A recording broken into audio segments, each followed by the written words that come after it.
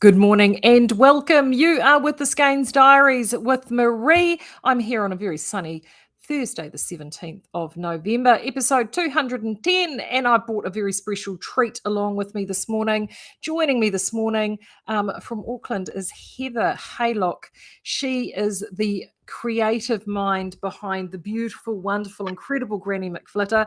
Good morning, Heather. I'm so excited. We've been talking about doing this for ages, actually. Every time I see you, I keep saying, we need to get you on the diaries. And it was actually Claire yesterday gave me a big nudge, and she, because I work off site on a Wednesday, and she said, Yeah. look what's just arrived. Do you think Heather will do the diaries? And I thought, I know Heather would love to do it. Well done, Claire. Well done, Claire. Well Hello, done. everyone. I know. Good morning. Everybody's coming in this morning. So good to see you. We'll let everyone come on. And how's everything up in Auckland? Just a bit drizzly today. Yeah, a bit drizzly. But okay, that's Auckland for you. I know. It's full season. But in half an hour, it'll probably be burning sun. My daughter's wanting to go to the beach today. She's got a couple of days off work, and she and her mates were going to go to the beach, but it might not quite be beach weather. No, I'm heading in that direction tomorrow. So for a couple of days, I'm going up to stay with Libby. So it's sort of, she's, mind you, she's out south. So it's sort of not quite, might be out in the countryside there. So it'll be quite nice. Very, very nice. Good morning. Everyone's climbing in this morning. So this is so good to see everyone coming in. Well, it's been really great to have you. Now, for those who don't know Heather, and I see a lot of my Americans are coming in this morning, so they may not. But I met you many years ago. You came into the shop, and it was before the very first release, I think, of the first book. So tell me a little bit about who you are and how you fell into all of this, because I think this is a really interesting story. Well, I'm Heather Haylock. I trained many years ago as a town planner. So that's my background in geography, natural hazards. I actually did my master's thesis about drought in the Hawke's Bay. So I spent many, many, many days in the Hawke's Bay in the early 90s talking to farmers about how they managed drought and the drought hazard and the drought risk on their properties. So yeah, I love the Hawke's Bay. It's beautiful. So that's my background. When I had children, I stayed home with them when they were little and did a correspondence course on writing for children. It's something I'd always had an inkling that I might like to do, and started sending some things away, and a few little things started getting published in magazines overseas mostly. When my youngest started school, they asked if I'd like to work as a teacher aide at the school. So I worked there for 13 years and did my writing part-time as well. And as of a couple of years ago, I'm now writing full-time, which is really exciting. I had some issues with my hearing. I now wear hearing aids, and they were just too hard in the classroom. I couldn't cope with the squeaky voices with my hearing aids, and I couldn't hear the squeaky voices without them. So I decided it was time for a change. My Granny McFlitter books, I'll show them to you. The first one, Granny McFlitter, the Champion Knitter, was published in 2018. I actually wrote it in 2012. So it took a while to get there. It was shortlisted in the Joy Cowley Award for a picture book manuscript in 2012, but it wasn't published, and it wasn't till 2017 it was picked up by Penguin Random House and put forward as their Gavin Bishop Award book, which was Gavin Bishop Award is one for a new unpublished illustrator. So every 2 years, Storylines runs this competition. So a young woman who was at the time just finishing high school, in her last 2 weeks of high school, put in her application, and her name's Lael Chisholm, and she won the award. So as part of her prize, she got to illustrate the first Granny McFlitter book. Which is just, and this is one of the things that blows me away, that, she was 18 at the time, I think, when she illustrated that. Yeah, she was.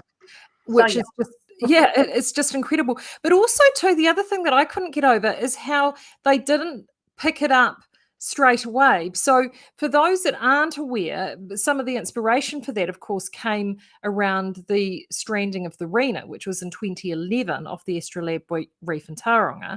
And I had kind of my little viral moment. My introduction to social media came very abruptly at that time because we sort of did the Knitted Penguins Winters. And And so it was still very topical. So the fact that they didn't pick the book up when there was so much going on around it is so amazing. You know, they picked it up several years later, but it was perfect in a way because it meant that it allowed you to get that connection with Lael, and her illustrations along with your words, I think, that magical combination. She's, you know, the two of you, it's like you were meant to be together. Yeah, match made in heaven. She's a Yeah. lovely young woman. And yeah, she's gone on to illustrate not just the Granny McFlitter books, but some other books for Scholastic as well. These ones are published by Penguin Random House. But it's great that her career is taking off. She works at Mitre 10 Mega in Palmerston North. So if you're in Palmerston North, at Mitre 10 Mega, go find Lael. She works there only 2 days a week now. She's illustrating for 3 days a week. Her illustration work is really growing, which is really exciting. I'll give you some background into how I actually wrote the first book, if you like. Oh, absolutely. Quite funny. I heard about the appeal for penguin jumpers, and at the time I wasn't a knitter. I knitted a very holey scarf as a teenager that was more like a cobweb than a scarf. But I thought I'm going to do my bit for the penguins. So I went and I bought some needles and I bought some wool and I downloaded the pattern and I started knitting, and it was full of holes, and I thought no self-respecting penguin is going to want to wear this. So I kept nipping over the fence to my neighbour Wendy, who was a prolific knitter, and she would rip undone what had taken me like 5 hours to knit, and I'd be having a wee anxiety attack in the corner, and she just knitted again in 2 minutes flat. And so on the way back home over the fence, I thought, I wonder if I could write a story about a lady who knits really quickly. And that's how Granny McFlitter came to be. And since then, I have learned to knit, and it's become one of my joys along with writing. I've now knitted many penguin jumpers. Here's one here. This is a Penguin Random House penguin jumper. So I knitted a whole bunch of these as props for the first book. I do school visits, and when I did the book launch, had a whole lot of knitted penguin jumpers. So that's how my knitting journey started, and I now knit all sorts of things. Also for the first book, for those of you who are aware of it, there's a knitted stingray. So here we have a knitted stingray. So really, it's been two journeys, isn't it? I mean, it's been the journey of the book, but it's been the journey of your knitting. Yeah. It is. I see. For me, because I've been knitting for such a long time, like this. I mean, I've been knitting. I'm the school that I grew up, tiny rural school. They taught you how to knit in year one. So and I've always done it. So for me, it's sort of you forget that when people come to it later, what a really special journey that it is. And I just love the fact too that you and Granny have, you've kind of evolved together along this knitting journey. We have. I've got Granny here. This is a soft toy Granny that Lael, the illustrator's sister, actually made for me. She made one for me and one for Lael. She's amazing. She even hand painted the spots on her pants to make sure that she was exactly true to character. So she's got some wee knitting made out of chopsticks there. So I take Granny along with me to school visits. So yes, I've now got Granny McFlitter to take along. I've also got my other props. Would you like to see them? Absolutely. Okay. For the second book, which was Granny McFlitter, A Country Yarn, set at an A&P show. There we go, both holding it up, where Granny McFlitter goes to the show to demonstrate her hand-knitted vegetables. She'd been knitting and purling and stitching for weeks, making woolly tomatoes and onions and leeks. So, of course, I had to knit some woolly vegetables, tomatoes, onions and leeks, amongst other things. So here are my knitted veg. So we have peas, the infamous leek. And the beautiful thing about that too, when it comes to the school visits, it's not only it's about sharing the story, but it's also about sharing the education as a former teacher's aide with kids around vegetables and all of those elements as well. There are so many opportunities for learning, isn't there? There are. And also knitting. I always take my knitting along. So I knit when I'm waiting for the kids to come into the hall, I knit so they can see what knitting is. Some of them haven't actually seen anybody knitting. They wouldn't have the first idea what it is. So yeah, I take my knitting and talk about how we knit and what we knit with and the sorts of things people can knit. That first book also meant that I had to knit a whole bunch of lamingtons. Oh, those are fabulous. Lamingtons and donuts. So I get at the school visits, I get one of the teachers, normally the principal, if they'll do it, and normally I try and get a guy just because they tend to get into character a bit more. And they're the bull like this with the knitted donuts on their horns. And I've got a knitted red cape and knitted lasso, which are in the book also, which I get one of the children to be Granny McFlitter. So the bull is charging up and down the hall, and Granny McFlitter flicks the cape and catches them with a lasso, and it's all great hilarity, great fun. So yeah, I enjoy taking the knitting to school. For this latest book, the Christmas one, very excited. It's got foil on the cover. I don't know if you can see the little bauble sparkling there. Oh, it's beautiful. It's lovely. And as part of that one, up behind me, there's a whole bunch of knitted Christmas stockings up here. And I had to knit a nativity scene. So here it is. Oh, that's stunning. So the pattern for this, anyone who wants to knit it, hellishingly fiddly, but really, really cool once it's finished. It's by Amanda Berry. I think it's called A Child is Born nativity set on Ravelry. My favourite is the camel. He's lovely. Oh, so cute. Oh, and that looks like a little bit of sock-matition too. It is. Most of this is sock-matition, actually.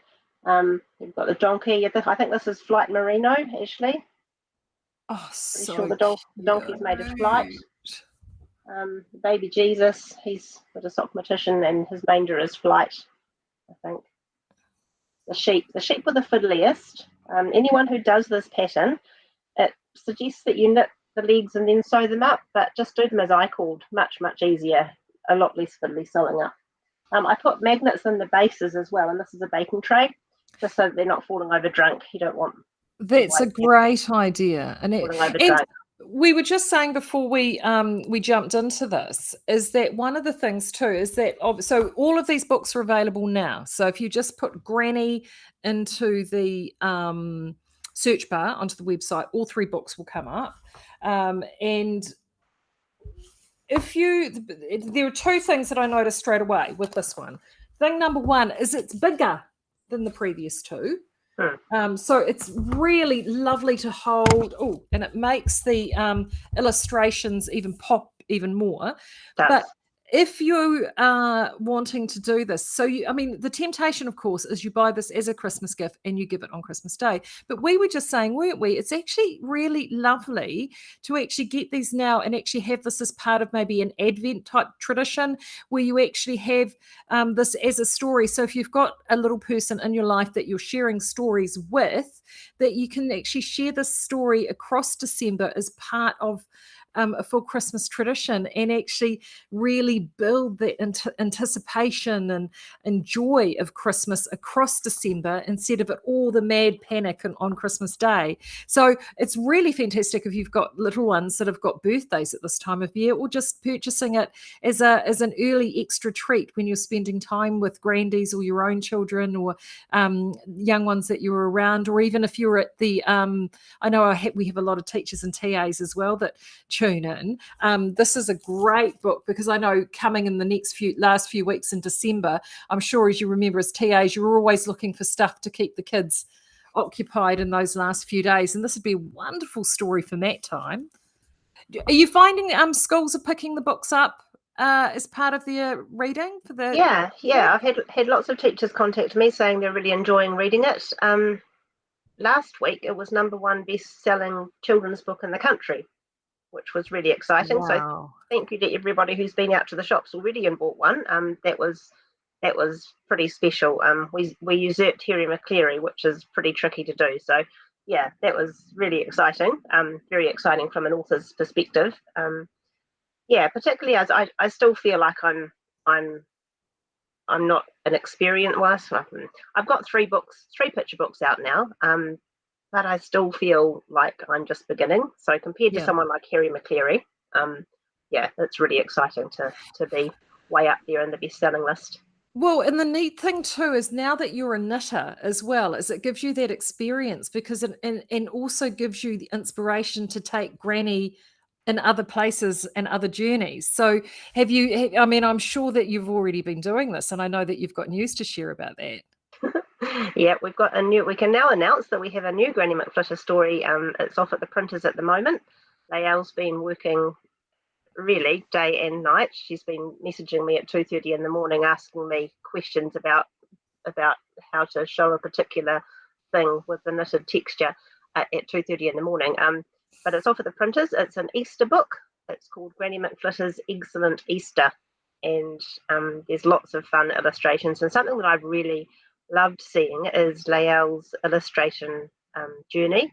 If you compare the first book to the Christmas one, and then increasingly to the Easter one, she's increasingly putting a whole lot more detail in her illustrations, and she's putting her own little bits of humour in there as well, which is just lovely to see. That's the sign of a great illustrator. And a picture book is very much a picture book. It's so much about the pictures, and a good illustrator will put extra touches in that the author hasn't thought about, which is great. And yeah, her illustration journey is really good. So yes, we've got the Easter book coming out. Should be out at the end of February next year. And yeah, who knows after that? I've got lots of other ideas. You see that very much in the last page of this one, you know, all the little details for the animals and what they're wearing and where she's gone and applied things, and it's, you know, it is. I love on that page, if you look carefully, can you hold your one up? Look at the giraffe's horns. They've each got yes, with the little Santa hats. Little tiny Santa hats on the giraffe's horns. For this one, I had to do quite a lot of research as well. I always put research into my books, even though they're fictional. I want to make sure that they have an element of truth behind them too. So with this one, I talked to a number of zookeepers. There was one zookeeper in particular in Auckland who was really helpful. I wanted to make sure that none of the not to spoiler alert, some of the animals get food for their Christmas gifts, and I wanted to make sure that we weren't going to be giving them anything that was poisonous. So one of my early drafts, I had the camels eating sultanas, so I wanted to make sure that camels can actually eat sultanas. Whereas of course dogs can't. So. No, exactly right. So yeah, camels fine with sultanas, but dogs definitely not. So that was really interesting. So I talked to him, found out that giraffes love strawberries, so strawberries are a particular treat for giraffes. Didn't know that. Also found out an interesting thing, which didn't really go into, it did go into the book, because I've got some of the animals having sausages, and I said, is that ridiculous to be giving a sausage to a zoo animal? And he said, actually, no. In America, so that they don't offend the viewing public, the tigers aren't given a bit of carcass to eat. They're actually ground up and put into sausages. So the tigers in a lot of American zoos actually are given sausages rather than a chunk of meat, so that it doesn't offend anybody who's watching them munch it up. So yeah. Isn't that funny? Whereas Kiwis, we probably wouldn't think about that. No, wouldn't even faze us. Yeah, so it was fascinating doing that research, and so our zookeeper came to the first book launch, which was great, and everyone made a big fuss of him, and yeah, it was lovely. So it's fun. It's been a great journey. I've also got some non-Granny McFlitter stories coming out in the next few years. The next Gavin Bishop Award for this year is another one of my stories, which is great. It's called Koro Weta and the Gumboot Battle. So it's about a child who I remember having nightmares every morning, putting on my gumboot or putting on my slipper, finding a weta in it, because we lived next to a farm and we had a big Lawsoniana hedge. So that one came from childhood memories of battling these weta in my gumboots. And so, yeah, we've got that one coming out and a couple of other ones. Other thing I've been doing is some little, if you've got any teachers and teacher aides listening, hello, sunshine books. I don't know if you've heard of sunshine books. Oh, wow, yeah. Education publishers have got a whole bunch of sunshine books, both fiction and non-fiction, including one about knitting. Knitting. Oh, those are fabulous. Which is just a little non-fiction book that talks about what knitting is, the sorts of things that you can knit, things that people have knitted over the years, how you knit, what you knit with.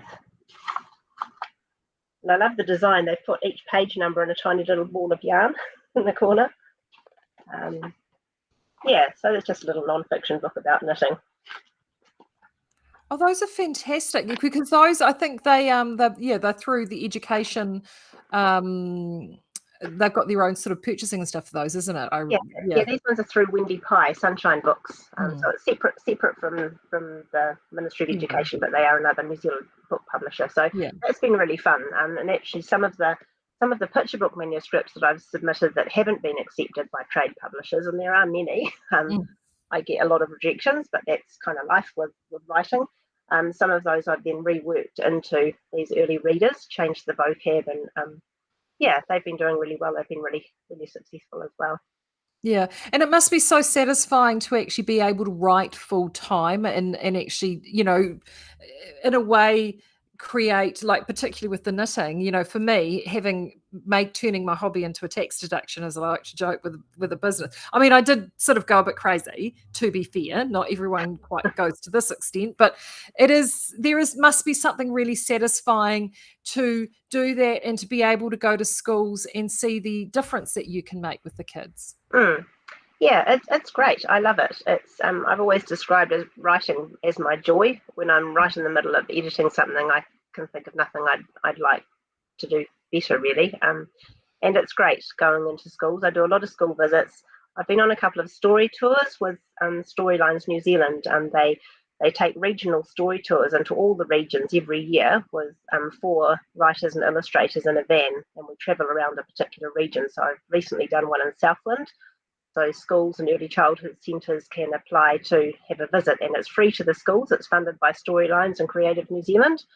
And so, we go along. We have a great time travelling around in the van for a week, and you learn so much from the other creatives in the van and just meeting different kids in different areas. It was great for me for a change being in a rural area. So when I talked about the AMP show, they knew what I was talking about. Yeah.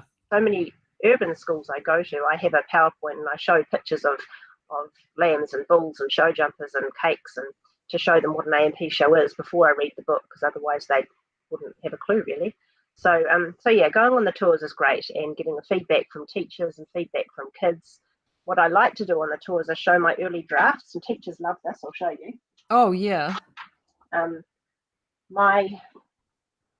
This is the very first Granny McFlitter book. This is what it started looking like. Wow. So pretty messy. So I say to the kids, look, it's pretty messy. Would you go to the library and choose a book like this? No. And so then I say, well, I print it out then, and it looks like this, and I do some more editing. Would you go to the library and choose a book that looks like this? No. And I just show them that process so that they can then see that as an author, I don't wake up in the morning and have a finished book by lunchtime. And teachers love me saying that, because they're always wanting their kids to edit, to go back, check their spelling, think of some sparkly words to use. So I try very much to talk about the writing process and what it's like to be an author, and that you do have to put up with lots of rejections and stories doing the rounds with all the publishers before they actually find a home, and sometimes reworking things like into those educational readers. Well, it's about perseverance, isn't it? So it's Absolutely. teaching perseverance in the process. What are some of the things, kids, because you can never tell with kids, and you mentioned the difference between urban and rural. Is there anything that the kids have engaged, like particularly latched onto or engaged with the books, that has been unexpected for you, not something that you expected them to latch onto? Not so much with the children, but I found some unanticipated audiences. So I was going to physio for a while, and the physio there found out what I did, and he read the books, and he was falling over himself and saying that he was going to be recommending that all of his physio colleagues get these books for their waiting rooms, because Granny McFlitter is an example of an active older woman, and that's what they're trying to. So I mean, who knew that would potentially be a market? That's interesting. Certainly not me. In terms of the kids, they just love they love the character. They love all the animals. Each of the stories has a focus on an animal or an issue. So when I talk about the Rena, I show pictures of the Rena. I show pictures of oiled penguins, cleaned penguins, penguins in jumpers. And we do a wee science lesson about the 2 different sorts of feathers that penguins have. They have their fluffy under feathers a bit. I describe it like a puffer jacket that's not very waterproof, but on the outside they have really fine feathers that are stuck together like this. So I get them to stick their feathers. What are these things called? Fingers. Stick their fingers together and see if they can see through them. No. And then what happens when the oil comes in is it separates the feathers. Now can you see through? Yes, so that means that the water's coming onto their skin and they get cold. And the fact that after they're clean, their feathers are still wonky. So I've got pictures of that, and it takes a while for their feathers to stick back together again. So we have a little science lesson. So it's I try to write my books where there's some kind of learning as well as some riotous fun, like we get with that activity with the teacher with the donuts on their horns. I had one teacher who got so into character that he was flipping chairs and tossing kids' school bags, and kids were screaming, and it was absolute riot. It was great fun. I'll remember that one forever, with Mr. Such and Such tossing chairs. It was like, steady on, settle down. So it's all about engagement and doing something fun. When I talk about the penguins, we have a little thing. I've got I don't know if you know that penguins, part of the reason they waddle is that they don't put their whole feet on the ice because it's cold. They want to keep their toes warm, so they walk on their heels, and that's partly why they actually waddle. So I get some kids and a teacher up the front to try and waddle like a penguin, and then I've got these little plastic rugby balls that look like penguin eggs, so I stick one of them on and they have to see how far they can go without the egg falling onto the ice.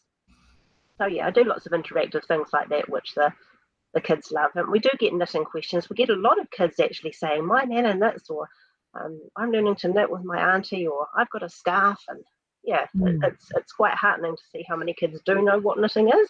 Yeah. Some of them you get the knitting out and they just go, what on earth is that?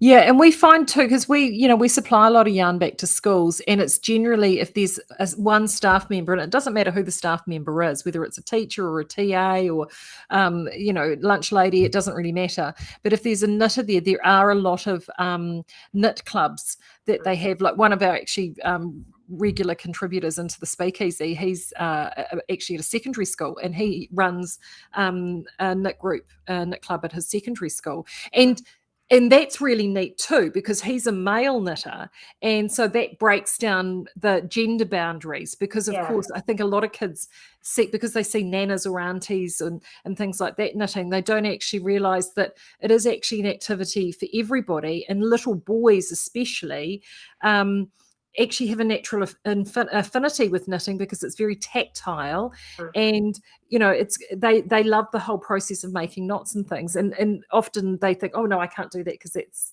for girls, and it's like, well, actually no, it's not, it's for anybody. And other, like I was just watching something at the moment that's an Icelandic show.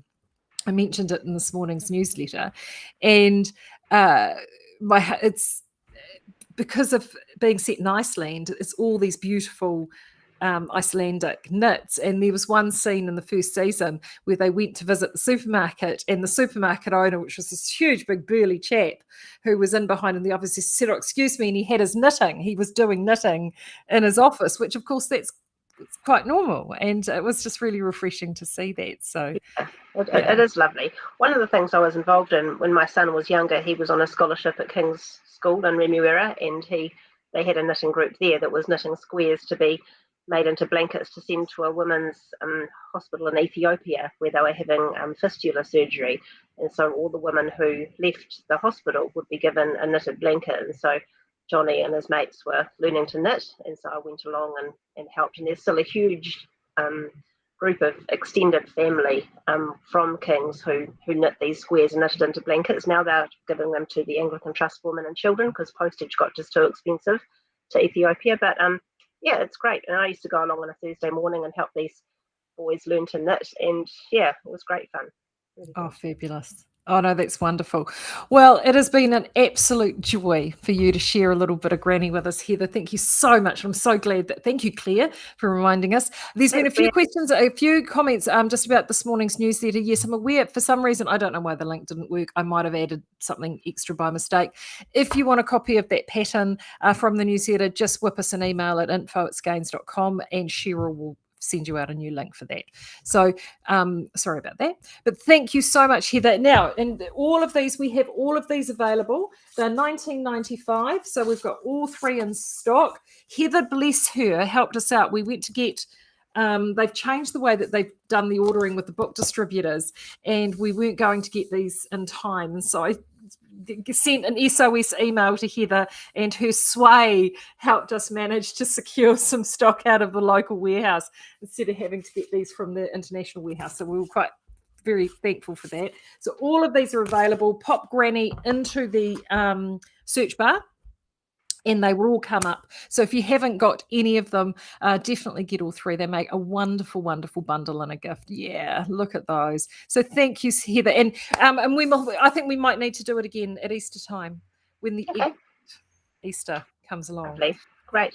All right. Thank you. Thank you, everybody. You have a great weekend. I will be back on Monday. Until then, take care. See ya.